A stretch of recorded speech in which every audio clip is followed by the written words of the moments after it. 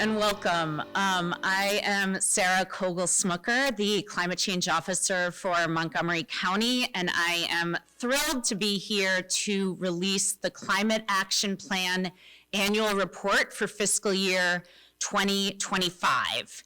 I want to thank our esteemed speakers for being here, County Executive Mark Elrich, County Council President Natalie Fanny Gonzalez, Director of Office of Emergency Management, Hodgkin, and Chair of the University of Maryland Department of Atmospheric and Oceanic Science Director, Dr. Nigam. I also want to thank for being here some of the many members of our climate team and climate leaders who help make this work happen and who lead this work. Particularly, I want to thank for being here and introduce to folks who haven't had a chance to meet her yet, the new director of our Department of Environmental Protection, Jennifer Macedonia. She's a national climate leader and a Montgomery County resident, and we are just utterly thrilled to have her leadership here advancing climate action and environmental protection in Montgomery County. I also want to thank Craig Wilson, Deputy Chief of Staff of the Office of Council Vice President Marilyn Balcom, and Joseph Galula from Councilmember Lorian Sales Office. I want to thank the Trolley Museum for hosting us at this event. As you'll hear, there's a reason we're here at the Trolley Museum, because they are not only hosting us, but hosting one of our Mesonet stations, a key action from the last fiscal year. And I also want to thank the members of the climate team. There's too many here to name, but particularly on this report, I want to thank Ruth Semple, Caitlin Brooks, and Indigo Ferdinand for making this report happen and for all of their leadership in pulling it together. So to release the report, I am pleased to introduce a true climate champion, a leader whose vision and leadership helped set our climate goals, develop our climate action plan that charts our goals, and as you'll hear, make so much progress in implementing that climate action plan. And that is our County Executive, Mark Elrich. Thank you. So I'm really happy to be here, and I got to say a nostalgic thing, just because I'm probably one of the few people in this room who ever rode the trolleys. And I grew up in Northwest DC, and we used to get on the trolley and go down to downtown, and my parents would shop downtown. And when you look at what's up on the walls there, you realize there was a robust electric transit system once upon a time. And we're going to do that again. And that's part of the Climate Action Plan. So it's just kind of nice to have that reminder of what was, but also what could be. I want to thank Sarah Kogel-Smucker, my Climate Change Officer, for all the stuff you do in coordinating the Climate Action Plan annual report. I want to thank the collaboration with the University of Maryland and Dr. Nigam, and as chair of the UMD Earth Sciences Department. We have great relationships with the University of Maryland, and it's great to work together, and you've been working on the Mesonet stations, which you'll hear more about. Luke Hodgson from my team in OEM HS for their work to move the important weather tracking project forward, and Jennifer Macedonia, the new director of the county's Department of Environmental Protection. We've got a great team of people who are committed to doing this work. Climate change is probably the most important issue of our time, and it's been a priority of my administration. And in 2017, I was on the county council when we declared a climate emergency, and at that time there were two ways of thinking about it on the council. One was, let's not set the goals too ambitious so we could be sure we made them and we could declare victory. And the others were, and I was part of the other group, which is let's set goals that we have to achieve. And we'll get as far down that road as we can get. And we knew how difficult it was going to be, and that has proven to be true. But it was the right decision to make, because it would have been a serious mistake to achieve goals that were easily achievable and then say, man, we did our job. Our job has got a lot of work yet to do. We put together a climate action plan that was comprehensive in 2021 and included 84 actions that the county is moving forward on. We're implementing the Climate Action Plan, and today we're releasing the FY25 Climate Action Plan annual report. And as reported, we've started work on 80 of those 84 recommendations. We've made significant progress or completed and institutionalized 63 of those actions. Highlights from this year's report include, in June 2025, the county implemented its zero fare policy for all ride-on services to reduce barriers to access for many residents and avoid the high cost of replacing and maintaining fare collection systems.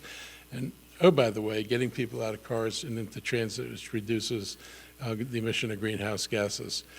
We had 36 electric buses that were added to our ride-on fleet, bringing the total to 52, and we're planning on achieving 100% transition to zero-emission buses by 2035. The county's building energy performance standards, which people call BEPS, and some of you may know one name better than the other, made significant progress this year in advancing building decarbonization. And this program was put together working with the business community to make sure we had a path for businesses, and the county has skin in the game, otherwise known as money, which is there to help businesses help do this transition, because this is too important not to do. And so we are making sure that we can enable people to do what they need to do. And notably, the transportation and building sectors account for 92% of the county's emissions, making them critical areas to transform and run on clean energy, and to reach our goal of reducing community-wide greenhouse emissions by 80% by 2027 and 100% by 2035. And this year we celebrated the 10th anniversary of Montgomery County Tree Program, which has planted over 18,400 trees across the county. All that work's really important, and the government is doing the things that it needs to do. But I think all of us, and we need to say this over and over again, this is not a solution that'll ever be done by government alone.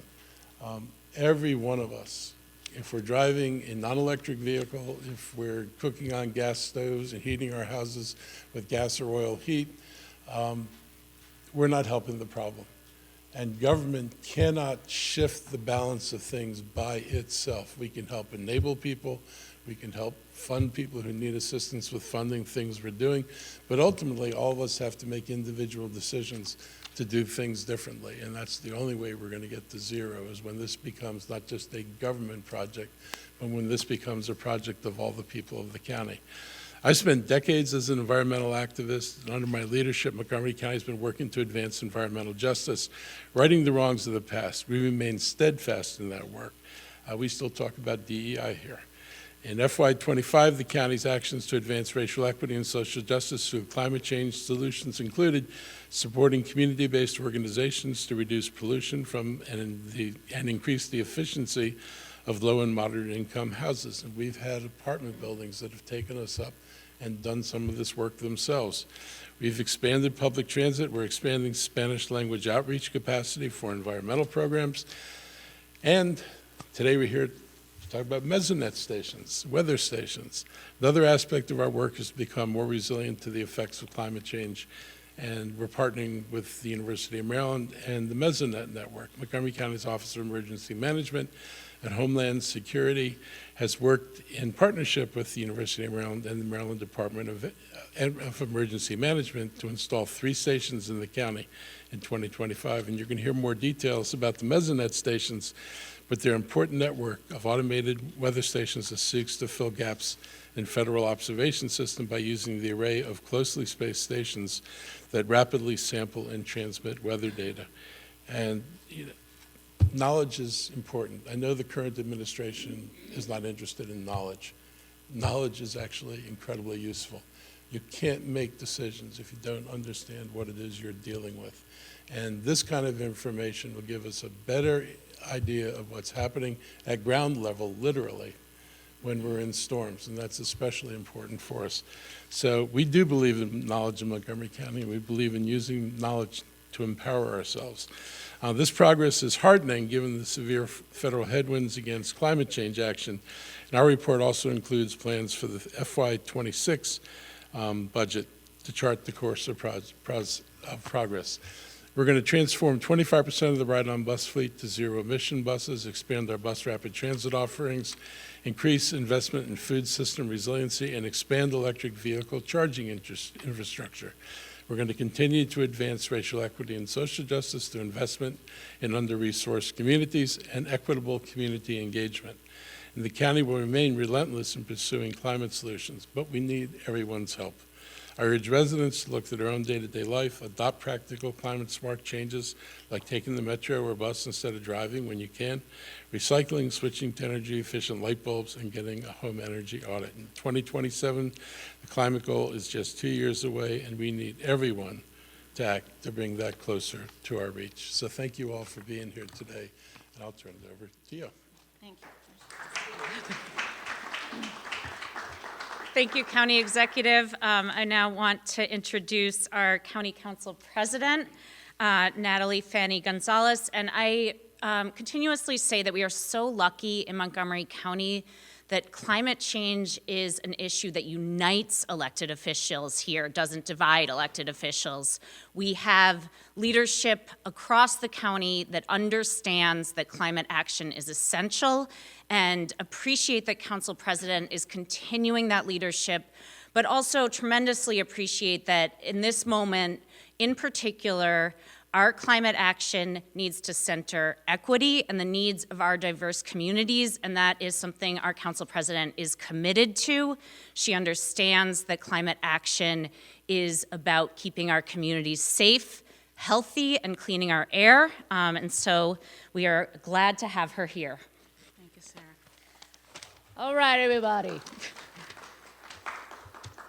So at the end of the day, and I think the county executive did a great job explaining this, it's about making sure that every single person in our community understands that being sustainable and to care about our environment also means making sure our communities are healthy and that we're actually evolving as a society in a sustainable way.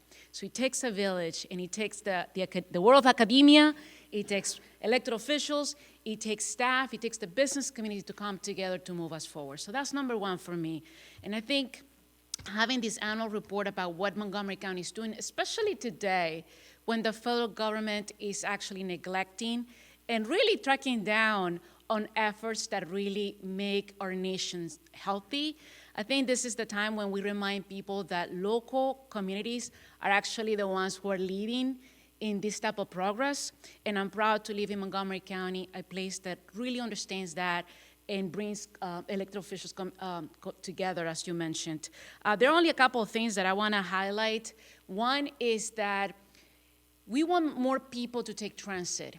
And for that to happen, in order for us to achieve part of the climate action plan, is to ensure that the fare in our buses are free, that more people can be incentivized to take a bus. And we're already doing that in Montgomery County. So that's one thing I wanted to say.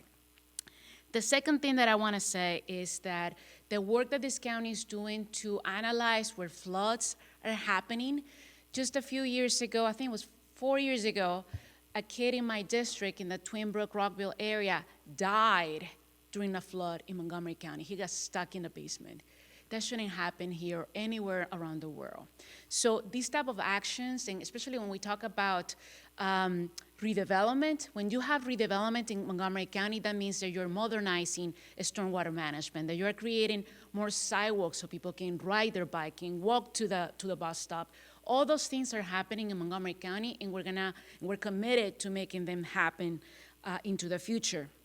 The other part that I wanted to mention is that recently the council passed and enacted the Expedited Bill 2725 to establish community choice aggregation. That's another important step that we did, thanks to the General Assembly that allowed the county to do so.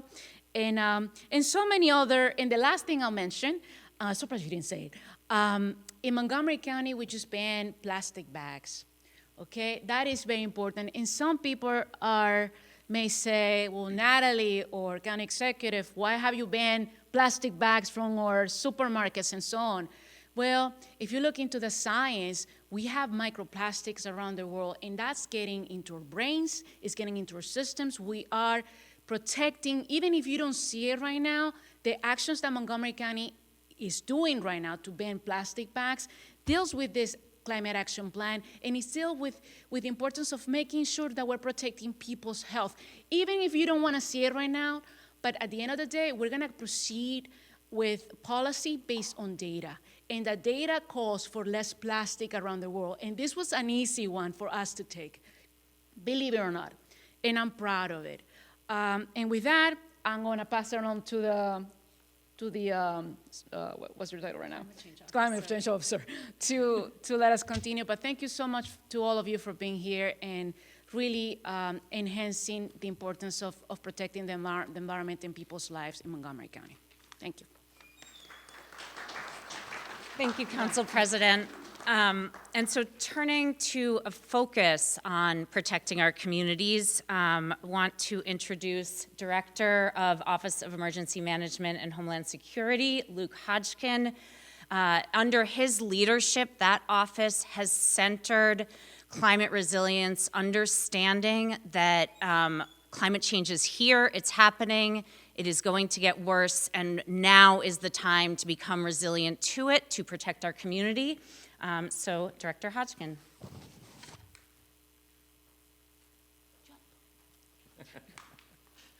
Thank you. Good morning. So we've talked about climate and some of the far-reaching impacts. Public safety is not immune from the impacts of climate change. And the most impactful means that we can ensure public safety is through prevention and preparedness. Weather systems represent the most veritable and pervasive and persistent threat that we have here in Montgomery County. It affects every resident and visitor, as well as the responders who are called upon to rescue those when they're put in peril. Precise weather monitoring and forecasting is critical to public safety. Accurate forecasting allows for proper precautionary measures, pre-deploying and strategically deploying our limited resources, issuing emergency warnings, and authoritatively guiding response efforts. As climate change accelerates, weather forecasting has become more and more challenging. Weather systems have become hyper-localized, where we see one part of our county inundated with intense conditions where another part of our county is completely spared. Recognizing the need for local, highly precise data to monitor and forecast our weather, Montgomery County Emergency Management Specialist Matt Mazurko proposed the development of a mesonet station and a mesonet system. In meteorology, the mesoscale refers to weather events that range in size from 1 to 150 miles in horizontal scale, and they last anywhere from several minutes to several hours. So they're relatively small in comparison to some of the larger snowstorms and so forth we see here. These events include some of our most serious threats, which are our tornadoes, our intense flooding, our thunderstorms, tornadoes, and derechos. The mesoscale weather events can go undetected without densely spaced meteorological networks. The mesonet, which is the mesoscale network, is designed to fill this gap by placing weather stations in close proximity to one another, providing a dense network of monitors that can accurately capture local weather and thereby enhance our forecasting. Emergency Management Specialist Matt Mazurko worked to build a coalition of personnel across multiple agencies and disciplines and expand this throughout the state and acquire funding to support it. Matt identified partners at the Maryland Department of Emergency Management, the University of Maryland, the Maryland Environmental Service, and the National Weather Service, as well as local jurisdictions to design and implement the system. The team has spent many years fulfilling its mission of designing, building, and operating a network of high-quality, closely spaced, and rapid sampling weather monitoring data collection system throughout the state. The system they have built advances emergency preparedness and planning, the accuracy of our regional weather forecast, decisions made by our governments, response approaches, and then it expedites our disaster assessment and our recovery. The team has designed and installed dozens of these stations throughout Maryland, and we're going to have an opportunity to see one shortly after this event. They're about 30 feet tall, so they're dwarfed by the cell towers you see around here. So as you drove in here, you probably saw a cell tower that's disguised very convincingly as a tree. That's not what these are. These are very small, slightly larger than this tripod one you see here. Here in Montgomery County, we're fortunate to have 3 of these stations. We have one here in Colesville, we have one in Dickerson, and we have one in Potomac. With the support of the county executive, the county council, and our climate change officer, Sarah Kogel-Smucker, our Office of Emergency Management and Homeland Security will add another mesonet station to the Laytonsville area at the Oaks landfill. We're also going to be the first county to deploy these tripod stations. We're going to deploy 2 of those micro mesonet stations in our urban and suburban areas. and that will be happening in the coming year. That's important because those smaller stations provide crucial heat, humidity, and rainfall data down counties in areas with higher population densities and elevated risk from the urban heat island effect and flash flooding because of the impervious surfaces we have around there. When the project is complete, I'm proud to say that Montgomery County will be the most densely monitored county in the state of Maryland. Every resident and visitor in this county will be within 10 miles of one of these systems, which was the goal from the beginning. This state-of-the-art system represents innovation in public safety, an improvement that has already led to enhanced forecasting during a number of events, as well as preparation and planning for the next storm. As I mentioned, one of our collaborators is the University of Maryland. Through this partnership, we're able to work with esteemed academic partners who conduct long-term data collection and analysis for climate change monitoring, which is one of the actions outlined in the Climate Action Plan that we're releasing today. I would like to thank the County Executive, County Council, the Maryland Department of Emergency Management, the University of Maryland, the Maryland Environmental Service, and of course our very own Matt Mazurko for making this possible. Together they've built a proven system to detect some of our most dangerous weather events, allowing us to better prepare, warn, and protect residents and visitors. Thank you.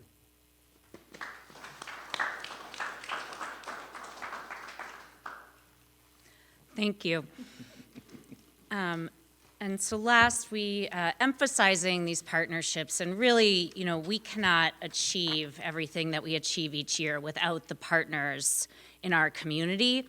And so we are thrilled to be joined by Chair of the University of Maryland Department of Atmospheric and Oceanic Science and the Director of the Maryland Mesonet, Dr. Sumant Nigam. And I'm going to read just one sentence of his illustrious bio.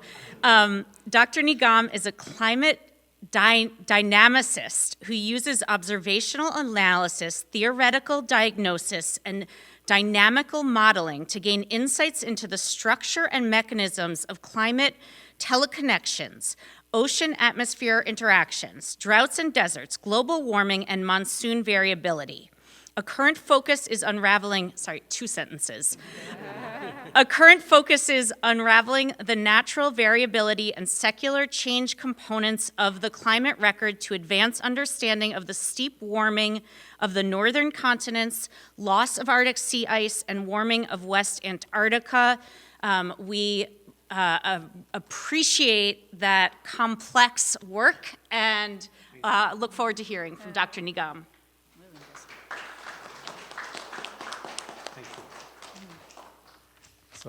Thank you for inviting me here. I'm very pleased to be here representing the University of Maryland and my Dean, Amitav Varshney of the College of Computer, Mathematical, and Natural Sciences, who sends his warm greetings and best wishes to Mark and to the county leadership team. Both Amitav and I are long-term residents of Montgomery County, so we are very pleased to be invested in this effort here. The Department of Atmospheric and Oceanic Science in that college, which I have the privilege of leading, looks to be an active partner with Montgomery County in advancing aspects of its climate action plan. My department, in collaboration with others, design, build, and operates the Maryland Mesonet, which has been described already here as a growing network of high-quality, closely spaced, rapid monitoring, meteorological towers and data collection instruments that provide a real-time pulse of the unfolding weather across the state. It helps advance emergency preparedness, improves the accuracy of regional weather forecasts, and importantly, expedites disaster assessment and recovery at the tail end of it. The network is being built in partnership, in a very major partnership, with the Maryland Department of Emergency Management, represented here by Joey Kratstill, who's here. It is currently halfway built with 40 towers and is managed technically by James Hyde from University of Maryland, who's here, and administratively managed by Genevieve Cooper, who's here as well. We have about 40 towers built across the state out of about 76 that are planned. 3 of those towers are in Montgomery County, one within, we can see from here. And as already been pointed out, Matt Miziarko has played a very important role in the development of the Maryland Mesonet from the get-go. Matt and Joey and Russ Strickland from the Department of Emergency Management. Montgomery County's action plan, released in 2021, is comprehensive and visionary. As we heard today, the county has already made strides in implementing many aspects of it. An important element of the plan is to make Montgomery County resilient to climate change impacts, including extreme weather, windstorms, heavy precipitation, and flooding, all noted in the previous discussion. A key focus of the action plan is to collect hyper-local weather data, especially in the interstitial spaces of the Mesonet towers, which are around 10 to 15 miles apart, and very much like the Mesonet seeks to do by filling in the interstitial spaces of the federal network. So it's like we are cascading in and trying to collect as much important meteorological data as possible. Montgomery County has demonstrated foresight, as it so often does, on many issues.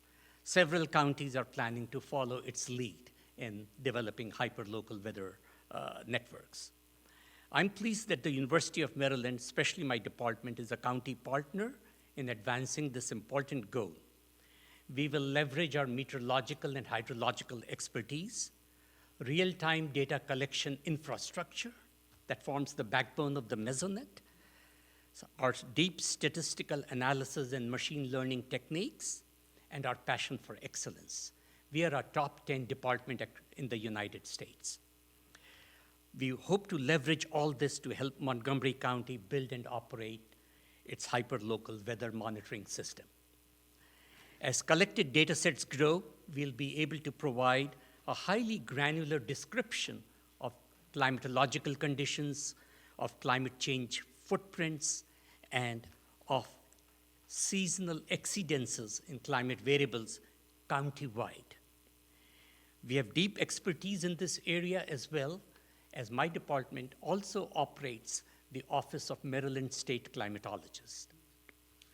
More immediately, we'll provide Montgomery County Emergency Management and Homeland Security personnel with information on imminent extreme weather, including floods and windstorms, to facilitate disaster preparedness and disaster mitigation, assessment and recovery.